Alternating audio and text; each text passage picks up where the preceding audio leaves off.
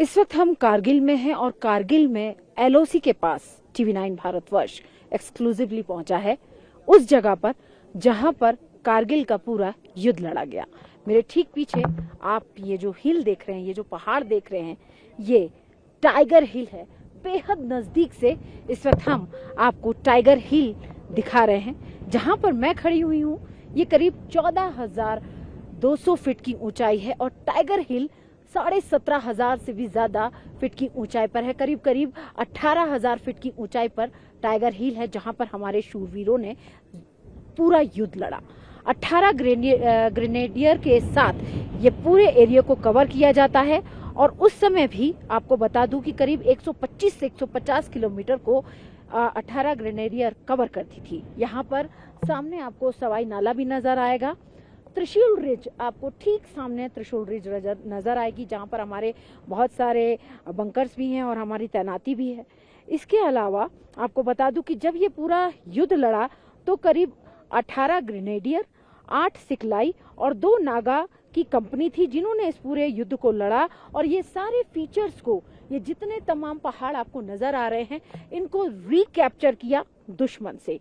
त्रिशूल रिज आपको सामने नजर आएगा और आपको दिखाना चाहती हूँ दुश्मन की जो पोस्ट 5353 की जो हम बात करते हैं वो आपको देखिए वो नजर आएगा। 535 ठीक हमारे सामने दुश्मन की वो पोस्ट है जहां पर वो हमें इस वक्त देख रहा है। पाकिस्तान की पोस्ट वहां पर है, पाकिस्तान की तैनाती वहां पर है। सबसे खास बात यह है कि जब ये पूरा युद्ध हुआ तो जो ग्रेनेडियर योगेंद्र यादव सिंह जो थे इस पूरे ऑपरेशन को लीड कर रहे थे। घातक पलटून को उन्होंने लीड किया और उसके बाद उन्होंने भीषण युद्ध लड़ा पाकिस्तान के खिलाफ।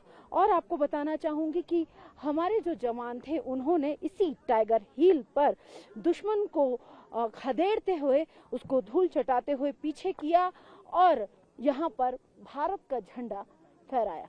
इस तरीके से कारगिल की ये जो लड़ाई थी, एक तरीके से जो फतह हमारे जवानों ने हासिल की, उसकी गवाही ये टाइगर हिल देता है। कितना घातक और कितना वो परिश्रम के साथ ये पूरा ऑपरेशन किया। अगर आप इन पहाड़ियों की चोटियों को देखेंगे तो हमारे जो जवान हैं वो तमाम ऑपरेशंस को करने के लिए जितने भी हथियार थे उनको अपने कंधों पर लाद कर लेके गए थे।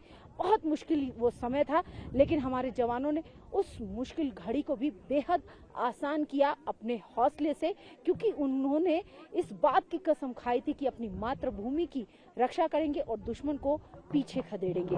त्रिशूल रिज की मैं अगर आपको बताऊं, यहाँ पर त्रिशूल रिज में भी हमारी जो तैनाती है वो पूरी है। टाइगर हिल के ऊपर भी इस वक्त हमारी पूरी तैनाती है, हमारे बंकर से, यानी कि हर समय 2400 घंटे बल्कि साल के 12 महीने में आपको बता दूं हमारी तैनाती है। हालांकि पहले 1999 से पहले ये करार था भारत और पाकिस्तान के बीच में कि सर्दियों के समय में पोस्ट को खाली कर दिया जाता था और उसके बाद जब सर्दियां कम हो जाती थी तो उसके बाद पोस्ट पर जो जवान थे वो वापस आते थे, पेट्रोलिंग करते थे। और इसी बात का फायदा उठाकर पाकिस्तान ने सर्दियों में ही इन पोस्ट को कैप्चर किया और कारगिल का जो युद्ध था वो पूरा हुआ।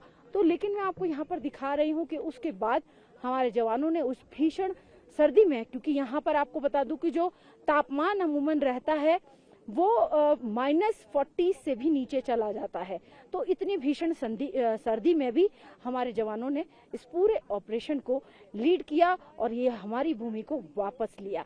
इस तरीके से हम आपको एक बार पूरा प्रत्यक्षदर्शी करवाने की कोशिश कर रहे हैं, यानी कि एक पूरी सच्ची तस्वीर दिखाने की कोशिश कर रहे हैं जहां से ये पूरा ऑपरेशन किया। और वहीं अगर हम एलओसी की बात करें तो ये जो पहाड़ियां हैं, जो पीछे आपको पहाड़ी दिखाई दे रही है, त्रिशूल रिज के पीछे, टाइगर हिल के पीछे वो एलसी है। और एलसी के आसपास कोई भी, चाहे भारत हो चाहे पाकिस्तान हो, वो इंफ्रास्ट्रक्चर या किसी भी तरह की निर्माण कार्य नहीं कर सकता। लेकिन जहां तक एलसी जाती है उसके पास तक हमारी जो सड़कें हैं अब वो पहुंच गई हैं, हमारी जो मौजूदगी है वो बनी हुई है इस पूरे एरिया में। आपको मैं बता दूं कि इस वक्त भी यहाँ मैं खड़ी हुई हूँ और मेरे फोन में आप ये देख लीजिए 4G नेटवर्क आ रहा है। इसी से आपको पता चलेगा कि हमारी क्या तैयारी है। यहाँ पर नेटवर्क का जाल बिछाया गया, यानी कि 1999 से लेकर 2026 तक पूरी तस्वीर बदल चुकी है। हमारी जो इलेक्ट्रिसिटी है, हमारे जो नेटवर्क है, उसका पूरा जाल बिछाया गया है, सड़कों का पूरा जाल बिछाया गया है और एक तरीके से भारत को जो सामरिक रूप से और भी ज्यादा मजबूत करने वाला कार्य बीते सालों में किया गया है। ग्रेनेडियर योगेंद्र यादव ने यहाँ पर टाइगर हिल पर झंडा फहराया और आपको मैं बताना चाहूंगी कि इस वक्त हम जहाँ खड़े हुए हैं सेंटो टॉप है, यहाँ पर करीब हम 14,200 फीट की ऊंचाई पर खड़े हुए हैं और सामने हमारे टाइगर हिल है, वही टाइगर हिल जहाँ पर पूरा कारगिल का युद्ध हुआ। ये तमाम फीचर्स आपको यहाँ पर नजर आएंगे। टाइगर हिल है, यहाँ पर टोरोलिंग की पहाड़ियां हैं, साथ में गनर हिल एरिया भी है और साथ में ये त्रिशूल रिज भी है। त्रिशूल रिज जहाँ पर हमारी बहुत सारी आपको पोस्ट भी नजर आ रही होंगी। मैं अपने कैमरा पर्सन से कहूंगी कि एक बार दिखाएं। निरंजन आप दिखाइए, वहां पर हमारे कुछ बंकर्स आपको व्हाइट कलर के कुछ बंकर्स आपको त्रिशूल रिज के पास नजर आएंगे। वहीं आपको मैं यहाँ पर पाकिस्तान की पोस्ट भी, क्योंकि इस एरिया के ही पास यहाँ से करीब आपको मैं बता दूं त्रिशूल रिज से करीब 1 किलोमीटर के डिस्टेंस पर पाकिस्तान की जो PT 5353 पोस्ट है वो यहाँ पर पड़ती है और 5353 पर आपको दिखा रही हूँ। वहाँ पर आपको वो देखिए ऊपर जो है पाकिस्तान की कुछ पोस्ट वाइट कलर की नजर आ रही हैं और ठीक उसके नीचे ये जो हमारा एक और हमारा पोस्ट है वो आपको यहाँ पर नजर आएगा।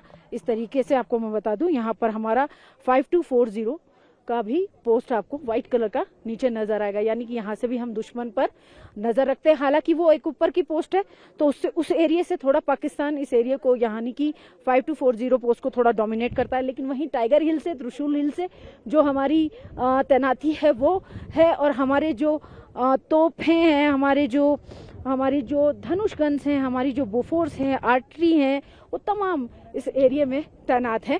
हमारे एयर डिफेंस सिस्टम यहाँ पर तैनात है। तो इस तरीके से हमारी जो तैयारी है वो इस एरिया को लेकर पुख्ता है। हाल ही में ऑपरेशन सिंदूर हुआ और ऑपरेशन सिंदूर के जरिए भी भारत को ने एक बार फिर पाकिस्तान को ये बताया कि हम कितनी तरह से तैयार है। अगर पाकिस्तान कोई भी हिमाकत करता है तो हम हर तरह के एक्शन के लिए तैयार हैं। भारत ने बड़े ही सटीक तरीके से पाकिस्तान के 9 ठिकानों पर जहां पर आतंकी छुपे होते हैं उनको ध्वस्त किया। पाकिस्तान के करीब 11 से 12 एयरबेस को भी अटैक किया। जब 6 से लेकर 8 तारीख तक पूरा ऑपरेशन चला, उस ऑपरेशन में भारत ने पाकिस्तान की धज्जियां उड़ा दी। पाकिस्तान ने ड्रोन भेजने की कोशिश की, मिसाइल्स भेजने की कोशिश की, लेकिन हर मिसाइल हर ड्रोन को यहां से डिस्ट्रॉय किया गया। और खास बात यह रही कि हमारे जो ऑपरेशन था वो बिल्कुल जारी है। अभी भी भारत पूरी तरह से तैनात है, ऑपरेशन सिंदूर जारी है और अगर पाकिस्तान कोई हिमाकत करता है तो हम उसका माकूल जवाब एक बार फिर से देंगे। कारगिल विजय दिवस मनाया जा रहा है और हथियारों से हमने लड़ाई लड़ी, लेकिन हथियार लगातार अपग्रेड हो रहे हैं और इस वक्त हमारे सामने आपको ये जो वेपन, ये राइफल दिखाई दे रही है, ये 6 राइफल है। ये अमेरिकन राइफल्स है और 2020 में भारतीय सेना में इसे इंडक्ट किया गया था। खास बात यह है कि ये हमारी LOC हर जगह तैनात है और इस वक्त LOC पे भी हम इसे देख रहे हैं। सर, थोड़ा सा 6 राइफल के बारे में बताएं कि किस तरीके से इंसास राइफल को रिप्लेस करने में ये कामयाब रही और इनकी क्या खासियत है। मैम, अगर हम इसके सबसे पहले अगर खासियत की बात करें तो इसका मैम जो बट स्ट्रोक है ये एडजस्टेबल है। इसकी 6 पोजीशंस होती है। 6 पोजीशन है मैम, जो फायरर होता है वो इसको इजीली यूज कर सकता है और मैम इसके अंदर पिकेटनी रेल की सुविधा दी गई है, जिसके अंदर हम फ्यूचर में आने वाली न्यू जो साइट्स हैं उसको हम यूज कर सकते हैं और इसके जो साइट्स हैं इसके अंदर हमारे को किसी भी एडजस्टिंग टूल की जरूरत नहीं पड़ती है। अच्छा, और सर इसमें 1 राउंड में ये मतलब 1 मिनट में कितने बुलेट फायर कर सकता है? Ma'am 600 bullets. 600 बुलेट्स और 600 बुलेट्स और कितनी फायरिंग करने पे मतलब ये जो इसका बैरल है गर्म नहीं होता है? मैम 15,000 बुलेट्स में 15,000 बुलेट नॉन स्टॉप अगर हम फायर करते रहे। इसकी जो लाइफ है, इसकी जो बैरल की जो लाइफ है दैट्स कॉन्फिडेंशियल। वो अच्छी है। तो देखिए हम आपको यहाँ पर 600 राइफल दिखा रहे हैं। 600 राइफल जो कि एक अमेरिकन गन है और खास बात यह है कि 2020 में ये हमारी भारतीय सेना के लिए इंडक्ट की गई थी। लगातार इनका इस्तेमाल हमारे एलओसी एलएसी पे किया जा रहा है और खास बात यह है कि इंसास को इन राइफल्स के जरिए रिप्लेस किया जा रहा है। तो भारतीय सेना लगातार अपग्रेड हो रही है और उसकी जीती जागती मिसाल ये राइफल्स भी हैं जिनका इस्तेमाल इस वक्त यहाँ पर आप एलओसी पर भी देख सकते हैं। वीडियो जर्नलिस्ट निरंजन दास के साथ अंजुम निर्माण, TV9 भारतवर्ष, एलओसी।